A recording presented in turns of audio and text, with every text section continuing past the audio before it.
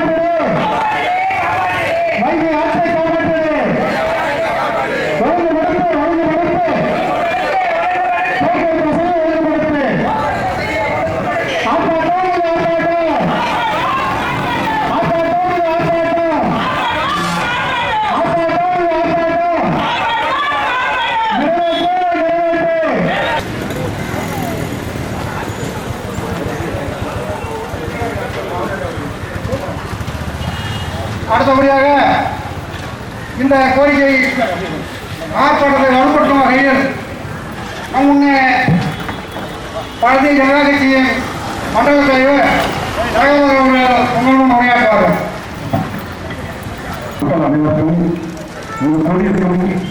மக்கள் நலனுக்காக போராட்டம் நடத்தும் அனைத்து சகோதர சகோதரியாளர்களும் உலகத்தை வணக்கத்தை தெரிவித்துக் கொள்கிறேன். இங்கே நாங்கள் பேசுவது மக்களுக்காக பேசலாம். மக்கள் ஏதோ கஷ்டம் சொல்லிட்டு அவங்க கடந்து போகுது. தயவுசெய்து என்ன சொல்றாங்க, உங்கள் நலனுக்காக இங்கே கஷ்டப்பட்டு கஷ்டம் பேசியிருக்காங்க. இங்க எல்லாரும் கடந்து போயிட்டே இருக்கீங்க. என்ன சொல்றாங்க கவனிங்க. உங்களுக்கு நாங்கள் சொல்ற கோரிக்கையும் கொஞ்சம் கஷ்டமா தான் தெரியும். வாக்கு வந்து நீங்க வெளியே வச்சுக்கீங்க, உள்ள உங்களுக்கு கஷ்டமா தான் தெரியும். ஆனா அதனால மக்கள் எவ்வளவு கஷ்டப்படுறாங்க நீங்க புரிஞ்சுக்க மாட்டேங்கிறீங்க. நீங்க அவங்க சொன்ன மாதிரி கொஞ்சம் எப்படி புரிஞ்சுக்கீங்க. நாளைக்கு ஒரு வந்து கலை இடிச்சு அவங்க பண்றது ரொம்ப சோழ முறையில் இருந்து மக்களை நம்ம தேர்ந்தெடுக்கணும். அந்த சட்டமன்ற உறுப்பினர் தேர்ந்தெடுக்கணும். அது எல்லா கட்சிக்காரத்தையும் நம்ம சொல்லணும். எதை வெளியிட்டார கொண்டு வந்து போட்டு விட்டு போயிடுறாங்க. அவங்களுக்கு இந்த தொகுதியில என்ன நடக்குதுன்னே தெரிய மாட்டேங்குது.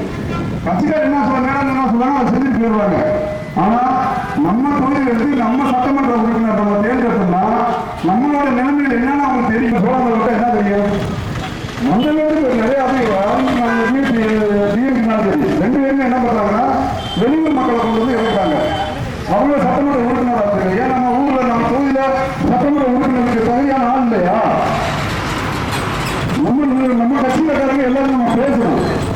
அதனால தயவுசெய்து ஒரே ஒரு கோரிக்கை, அடுத்த சட்டமன்ற தொகுதியில் நம்ம உறுப்பினராக இருக்கிறவங்க நம்ம தொகுதியை சேர்ந்தவராக உங்களுடைய பணம் சோழன் தானே சேர்ந்தவராக ரொம்ப நல்லது.